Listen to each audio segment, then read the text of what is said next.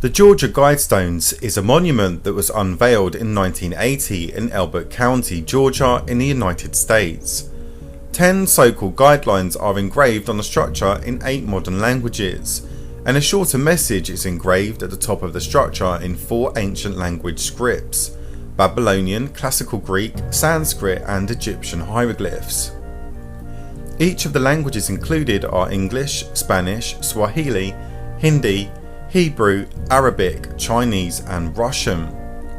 The 10 guidelines engraved on the Guidestones are: maintain humanity under 500 million in perpetual balance with nature, guide reproduction wisely, improving fitness and diversity, unite humanity with a living new language, rule passion, faith, tradition and all things with tempered reason, protect people and nations with fair laws and just courts.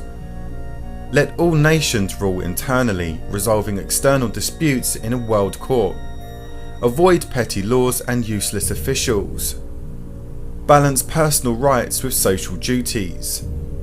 Prize truth, beauty, love, seeking harmony with the infinite. Be not a cancer on the earth. Leave room for nature. Leave room for nature. The monument is located at the highest point in Elbert County, about 90 miles east of Atlanta. The stones can be seen from Georgia Highway 77 and are reached by turning east on Guidestones Road. One slab stands in the middle with 4 arranged around it. A capstone lies on top of the 5 slabs, which have been astronomically aligned. An additional stone tablet that is not part of the main structure provides some information on the history and purpose of the Guidestones. The structure is sometimes referred to as an American Stonehenge. The monument is 19 feet 3 inches tall, made from 6 granite slabs weighing just over 107 tons. The designer and the meaning of the Guidestones is unknown, which has led many conspiracy theorists to believe they are somehow linked to the global agenda that is being pushed by the elites like Henry Kissinger, George Soros and the Rothschild family. A few feet to the west of the main monument lies an additional granite ledger that has been set level with the ground. The ledger identifies the structure and the languages used on it, various facts about the size, weight and astronomical features of the stones, the date it was installed and the sponsors of the project, but does not provide their names. It also states that a time capsule is buried under the tablet, but spaces on the stone reserved for filling in the dates on which the capsule was buried and is to be opened have not been engraved, so it is unclear if the time capsule was actually buried at the site. Now, why don't we take a look at the history of the monument so you can make up your own minds about the meaning of the Georgia Guidestones. In June 1979, a man using the pseudonym Robert C. Christian contacted the Elberton Granite Finishing Company on behalf of a small group of loyal Americans and commissioned the structure. Mr. Christian gave details to the finishing company as to the purpose of the monument, but not the meaning.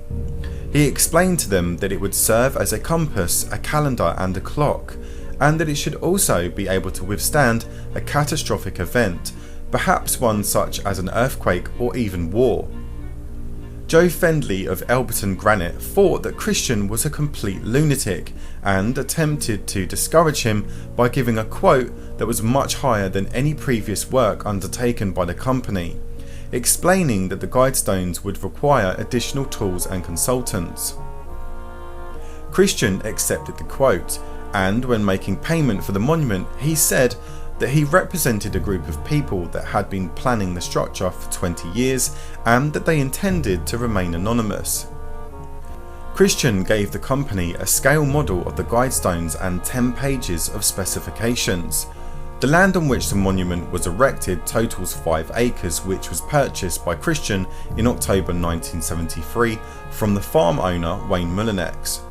Mr. Mullinex and his children were given lifetime cattle grazing rights on the site of the monument. It was eventually unveiled to an audience between 100 to 400 people on March 22, 1980. The ownership of the Guidestones and the land was eventually transferred to Elbert County.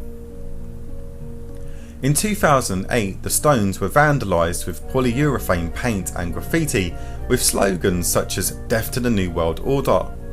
Wired magazine called the defacement the first serious act of vandalism in the Guidestones' history. In September 2014, an employee of the Elbert County Maintenance Department contacted the FBI when the stones were vandalised with graffiti, including the phrase, "I am Isis, goddess of love." So, what do you make of the Georgia Guidestones? Are these stone slabs the modern version of the Ten Commandments? Or are these supposed guidelines here for a more nefarious purpose? The first guideline states that the population should remain under 500 million. This has no doubt been one of the reasons that the depopulation theory has become so widespread amongst conspiracy theorists. Who were the designers and sponsors of this monument, and what is the true meaning of the Guidestones? We will probably never know, and it is unlikely that that information will ever be released to the public, unless it fits the agenda of the military-industrial complex and their New World Order. I hope you enjoyed this week's episode of Strangeries. Don't forget to subscribe if you're new to my channel, and if you liked it, why not share it and give it a thumbs up. Thanks for watching.